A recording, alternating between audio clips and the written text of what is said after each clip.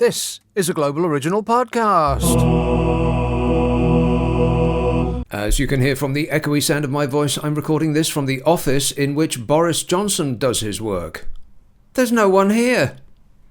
This podcast is made up of clips from a year and a half ago, and first up, a momentous moment in ruddy-faced, mustard-colour-trousered British politics. This is LBC from Global, leading Britain's conversation with Nick Abbot. I'd like to punch him in the face.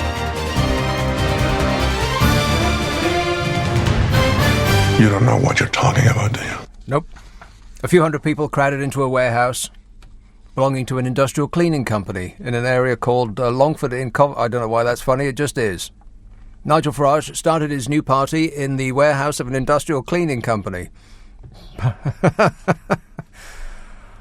Oh, they've probably got all sorts of products in there. Oh, can you imagine how clean it will be?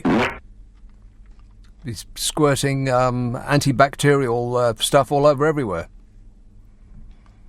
So this is the Irish Times. I don't know why I was reading the Irish Times, I just was, okay? A few hundred people crowded into a warehouse belonging to an industrial cleaning company in an area called Longford in Coventry, wherever that is. It's a peculiar setting for the launch of a new political party, but then almost everything about Nigel Farage and his Brexit party is peculiar, so says the Irish Times. We've got a few idiots in our party. The atmosphere in the warehouse is like a pop concert for the leave-voting pensioners of Middle England. House band, Dollar. I was racking my brains during the course of the news trying to come up with a really, what's a nice way of saying lame? A really lame house band, and I could come up with none other than Dollar. Steel Eye Span kept going around and around my mind. Groovy. But that's probably not right. Whatever happened to Steel Eye Span, by the way? When he finally appears, taking his place to whoops and cheers on the podium that has been set up alongside a forklift truck to launch a new force in British politics. They whooped and cheered. No!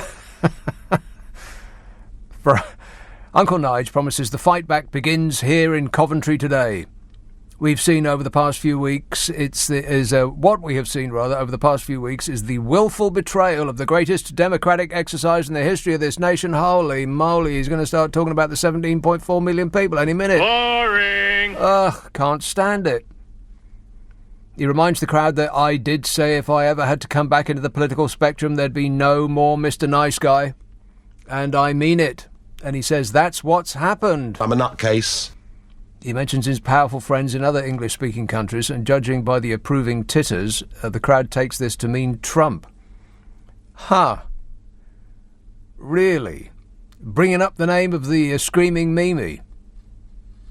This early in the game, I can only say... Warning! Yeah. Be careful who you hang out with, Uncle Nige, because everyone that Donald Trump has ever had dealings with, everyone he's ever taken a picture with, is either on trial or in jail right now. Everything that I've done is 100% proper. That's what I do, is I do things proper. He lied. I mean, just as long as the leader of this new party, Nigel Farage, doesn't bring up the war straight away, because that would be comical.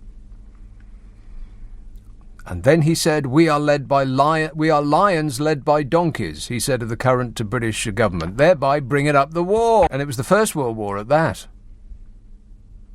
Presumably the Second World War is still current affairs to his audience. Too soon to make jokes. He's promised more than 70 European election candidates and says thousands more have applied. Really? I'd like to see the list. He said we'll have the most impressive list of candidates that anyone has put before the British people in history. Earlier there were rumours that Piers Morgan might be one. He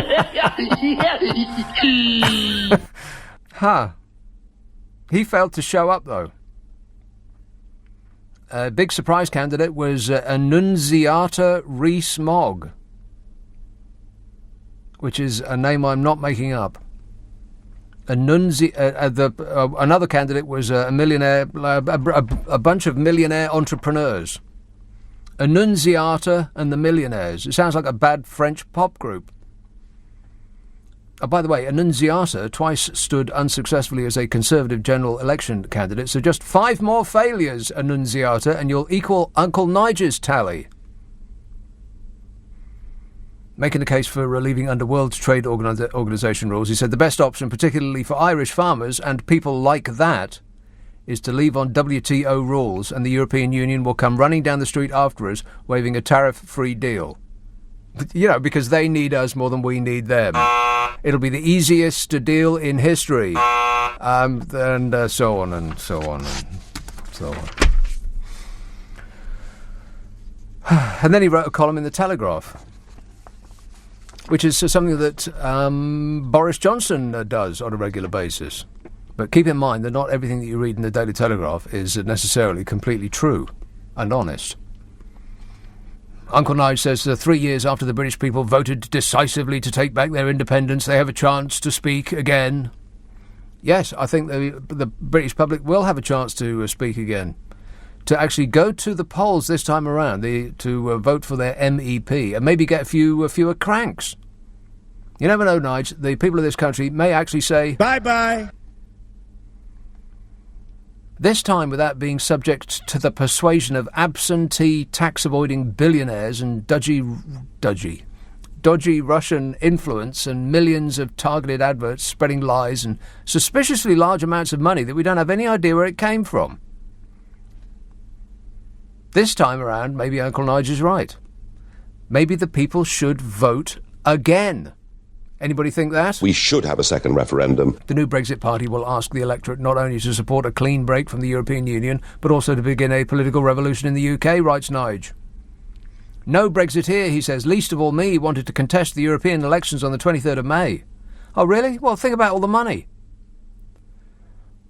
But he says, from disaster springs opportunity. Next month's enforced ballot will allow us to bring about a far wider change in our broken political system. Yes!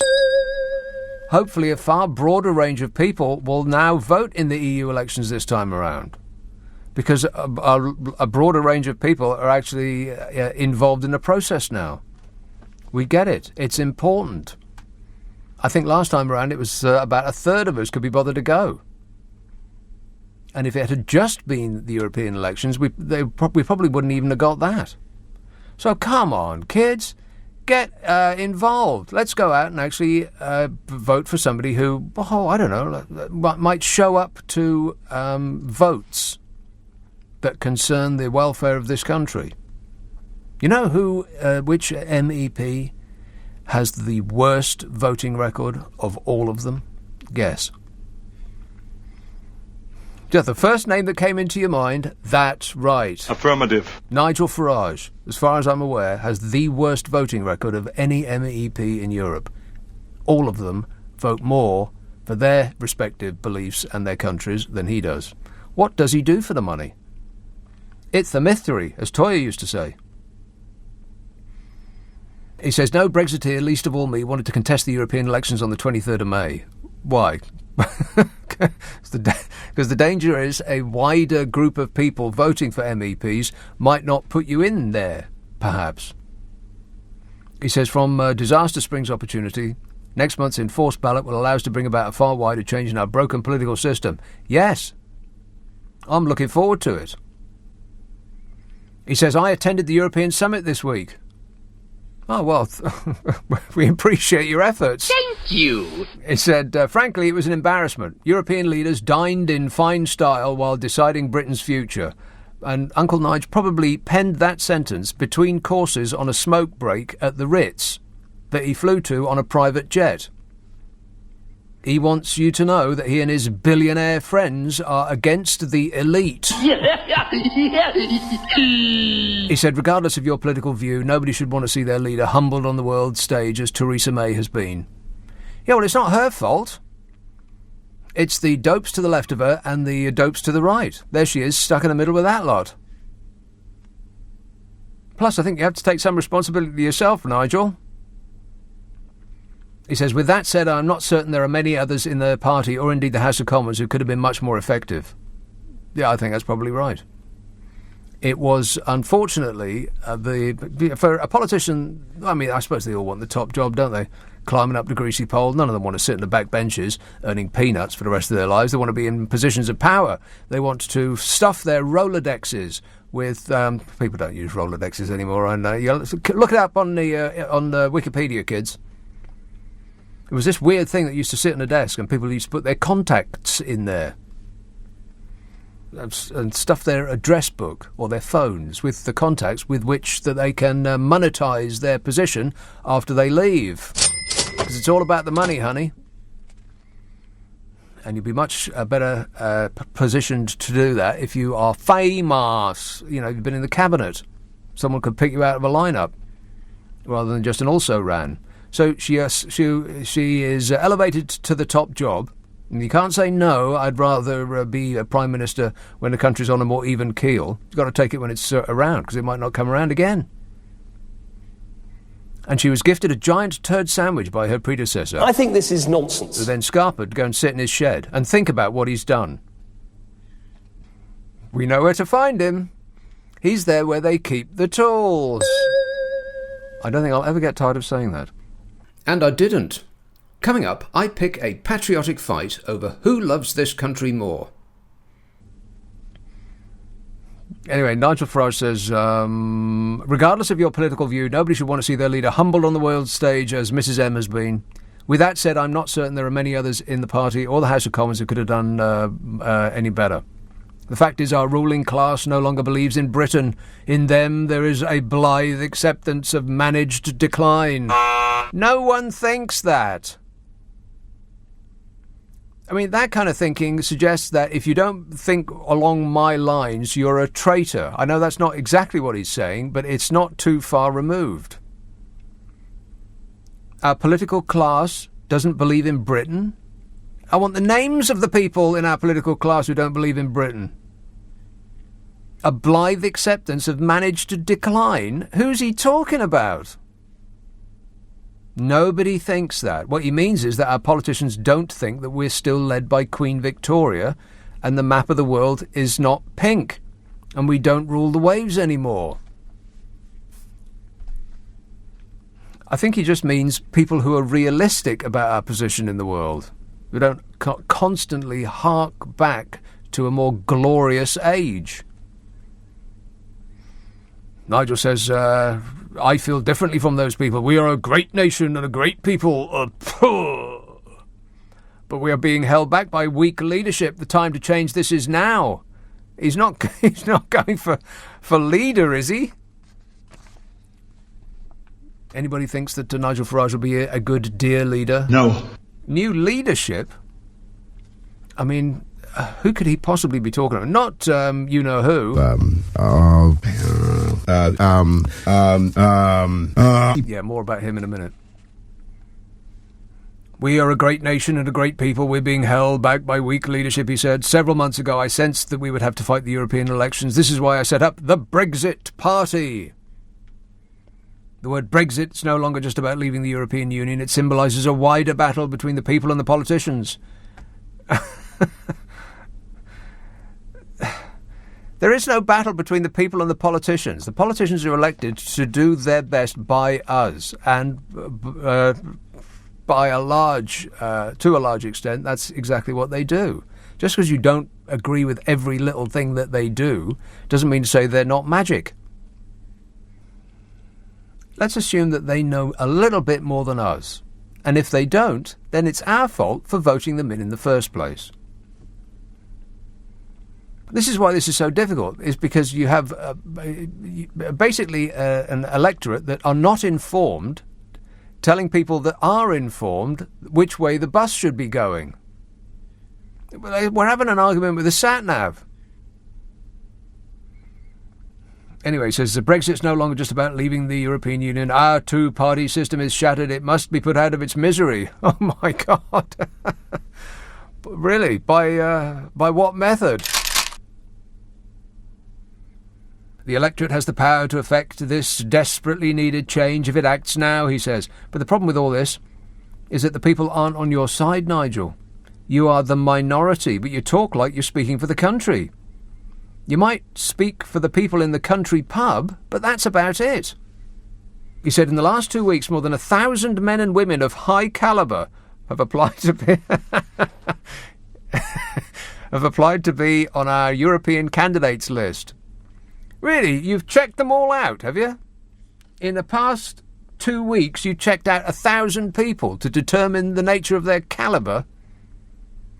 He says, we will feel people who have been successful in business, in the armed forces, in academia, as well as those from all walks of life. Here, he's not getting Captain Mannering, is he? Marc Francois. Because he was in the army and he's not trained to lose. He could probably bring his own van. He says, even before we launch formally, the public's response to the Brexit Party has been remarkable. Through our website, we have raised more than £750,000 in small donations in 10 days. What? That is remarkable. £750,000 in small amounts in 10 days has been donated. Does that sound likely? I mean, was it a small £750,000 donation from a mystery source with a funny accent? Why, no, it's not from me. Why would you think that? In 25 years of campaigning, he says, I've never seen such a reaction. Yeah, I bet. I hope and believe it will continue. Political operations need money, and we will need to raise a lot as we move from the EU elections to the next general election and beyond. He says, our campaign for the 23rd of May has begun. This is the most ambitious project I have ever launched in my life. If, as I believe, the people want to change politics for good, I'm going to give them the opportunity to make that happen. Nigel Farage is the fresh future of the nation. If that's true, I think we've taken a wrong turn somewhere. Tony says, Rees-Mogg's sister is very talented and a shining light for the Brexit cause. I love the highly educated. Well, that's not a dig at her. That's just a dig at Donald Trump. I love the poorly educated. Or rather, it's a dig at the poorly educated who show up to Donald Trump's safe space rallies. You know, those drooling yeehaws in the Make America White Again hats. Oh, they got the wind in their sails now, though. I know a lot about wind. Yeah, he's just started a trade war with the EU, which, unfortunately, we are still a part of. Oh, no. If only there was a microwave-ready deal to be done. Coming up, a priceless call by someone who is not very happy with me. Here's a call in Parsons Green. Hello, Michael. Oh, hello. I am just concerned about who elected you to ridicule Nigel Farage. To ridicule and also him? To belittle our country. Well, you want the name of the person? Well, I'd like to know who put you up to this. Who put me up to it? Yes. Well, that suggests subterfuge. Who put me up to it? Whatever subterfuge it was, Nick, yes, I think it's a very poor show. This show is a poor show. I think you are ridiculing Nigel Farage, but in particular for belittling our country. It's a bit of a strange way of saying ridiculing. I think you've got the emphasis wrong. Well, I'm not concerned about.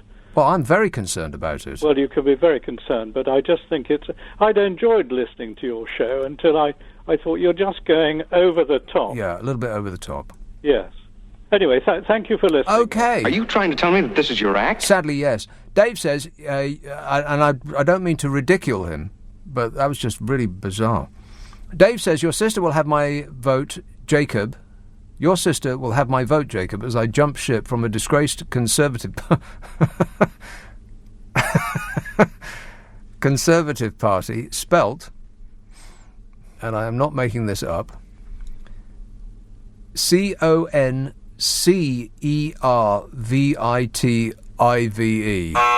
Well, it was close. You know that red squiggly line that appears as though by magic under some words that you were writing on the internet? Yeah, it's not. They don't put them there just to make it look nice. Dave says, your sister will have my vote, Jacob, which is a bit familiar. It's Mr. Rees-Mogg to you. I know that's a lot more letters, and there is the danger that you might get some of them wrong. Your sister will have my vote, Jacob, as I jump ship from a disgraced Conservative party. A party that had my allegiance for... See, he spells allegiance right, but not Conservative. And he spelled Conservative wrong twice.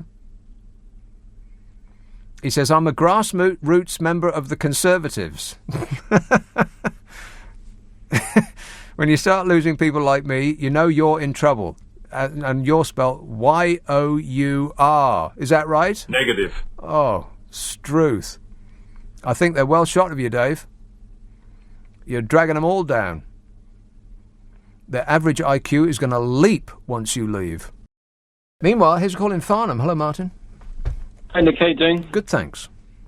Hi, Nick. Do you think that there are any negatives with Britain having an open border with 500 million people, most of which are poorer than us? Do I think there are any negatives? Yeah. Do you think there are any positives?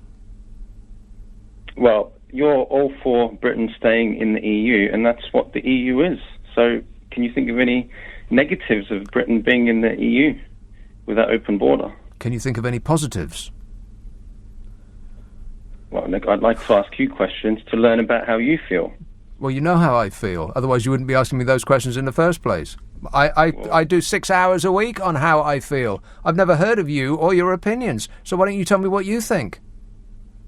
Well, there's lots of negatives, aren't there? If you've got 500 million people that can come into your country, most of which are poorer than you.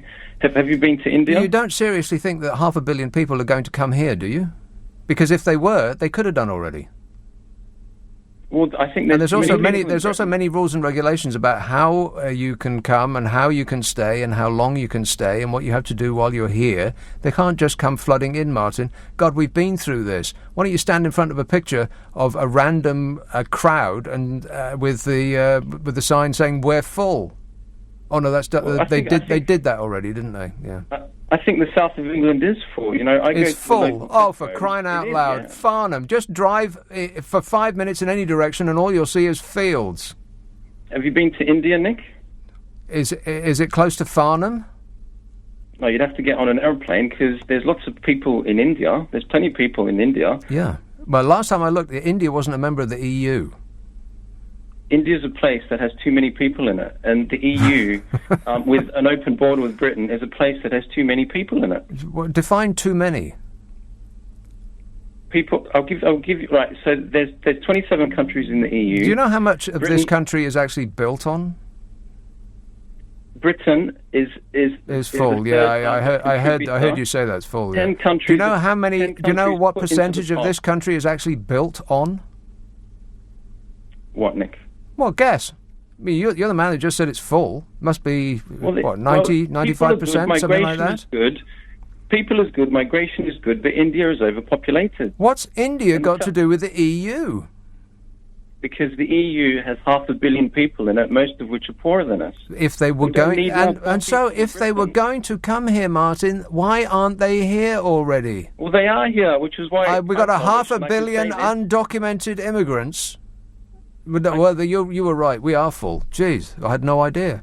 There's 500 million undocumented immigrants in this country. Can you believe that? No. Well, it's science. Sometimes you just have to admit the facts. And if he said so, then it must be true. Otherwise, people might be calling him a liar. And that would obviously be a step too far. I'm not trying to ridicule him, but, you know. It's about 5%, by the way. 5% is built on in this country. And people that say that we are full have obviously never been out of their home. Farnham he lives in. He's surrounded by fields. Painful. 0345 6060 973. If they were going to come here, why aren't they here already? If we've got such open borders. If people can just come here willy-nilly. Because they can't. And besides, more people come from outside the EU than from inside the EU. There's more people coming from India's precious India than there are people coming from... I can't think of a place in the EU that begins with I. I keep sticking on Indiana. But Indiana is not in the European Union. There's more people coming here from China than from in the EU. And Pakistan as well. Those are the main countries that are sending people here.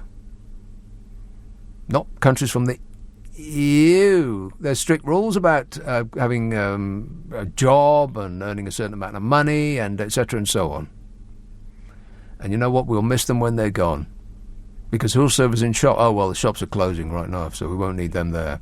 Who will serve us in our coffee stores? There won't be anybody to make a fancy pattern in the top of our mocha fropper crappuccinos. It'll just have an unartful froth on top. Damn it! Here's a call in... who's been waiting the longest? To be totally fair about this. Chelsea. Hello, Peter. Oh, hi, Nick. Peter. Yeah, my point is, you're ruling out the irrational here and all this. You know, you talk about people not being that well educated in politics, and but that is the reality of democracy anyway. I'm not that well educated in politics, and I would guess that most 30% of people who vote probably know a bit, maybe 20%. The vast mass of people vote on emotional stuff. Yes, which is why we're not. Which is why it's a very good reason not to have direct democracy. We have a parliamentary democracy because we elect our elders and our betters. That's the idea, to make complicated decisions for us. Yeah, but we elect them on most people elect on the basis of their emotions. I mean, remember when Nick Clegg appeared out of nowhere? He was on that. I forget who it was now. Was it Gordon Brown? Yeah, I agree with Nick. I can't even remember. And, you know, all the middle-aged women like Nick Clegg, and they got voted in. Hey, I like Nick Clegg. Yeah, I've got nothing against the bloke. He lives... Who are you calling a middle-aged woman? No, I thought that he was a breath of fresh air because he actually seemed to say what he thought. And he was none of the above. And he'd never sort of crossed my horizon before. And so I quite liked the cut of his jib. Yeah, well, exactly. That's the whole point. Yeah. That's why you voted. You like the cut of his jib. No, I like what he said. I've got no idea which part of his outfit is his actual jib, but I like what he said. He promised, what was it, about tuition fees, and then he changed all that as soon as he got in power, like they all do. I mean, if you take Barack Obama, 95%, which I don't blame them, black people voted for him in America, but because of the colour of his skin, they didn't vote for him because of what he said. There's absolutely no evidence to support that, Peter. Well, if you were born it sounds borderline racist to me. A black person's going to vote for a black person because they're black. Well, how about white people would support a white person because he's white? Well, a lot would. But we've got a choice. Yeah, but you don't say that 90% of white people would support a white candidate just because he's white, but you just said that about black people. Yep. I think you need to go sit in the corner and think about what you said, Peter. And take this with you. Here's calling Walthamstow. Musa. Hi, Nick. Evening. How you doing? Good, thanks. Nice. Just a quick one, because I'm in between fears. But, what's her name? Annunziata Rees-Mogg, or whatever her name is. Yeah. Yeah, that's the one. Yeah. You know what her name actually means in Italian? Announce. To announce. To announce. Yes. So the name that's hard to announce means announce. Right. Go work that one out. Yeah. So they're dragging up the cast of the great and the good and the offspring of rejects to say that they're going to represent us in this country. Fantastic. Thank you very much. This is what Brexit has brought us. It's the first time I've made a comment on Brexit in the 2.5 years since it's come about. Because now wait a minute. The first time you've ever made a comment, or you mean called into this station to make one? Yeah, the second. Yeah, right. the latter. Yeah. Okay. I mean, I just had a debate with the last fare. I just had in the back of my taxi about it. Oh, don't go there, Musa, because no tips lead in that direction. Oh, no. There was a huge tip from this one. Right. She loved exactly what I was saying.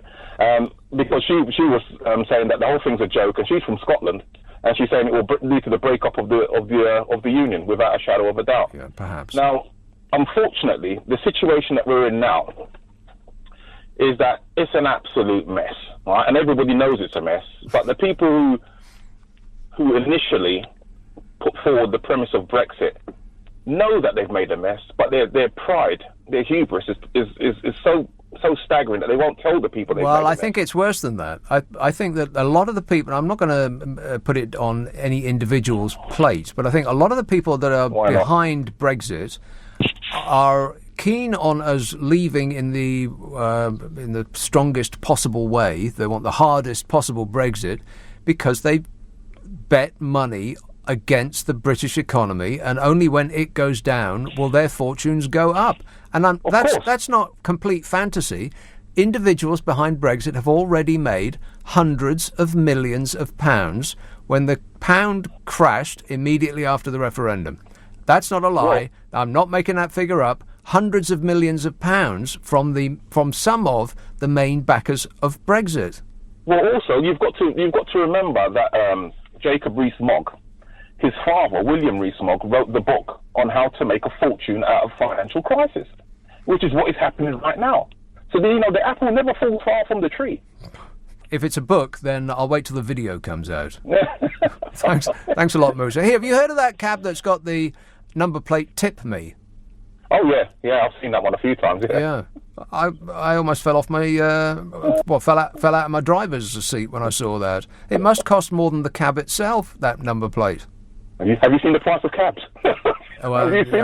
Yeah, I have. That's why I take the bus.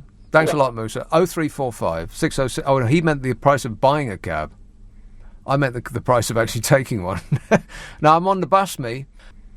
And that's it. If you subscribe to this podcast, you'll find the next episode is squirted up your life, as though by magic, on Mondays. And don't forget the podcast that I do with Carol McGiffin called What's Your Problem with Nick and Carol, in which Carol McGiffin and I try to solve people's problems while laughing like drains. If you want us to solve your problem, then send it to the following address, nickandcarol@global.com. That's nickandcarol@global.com. And What's Your Problem with Nick and Carol can be found where you found this. And I'll be back on the radio Friday, Saturday and Sunday night at 10.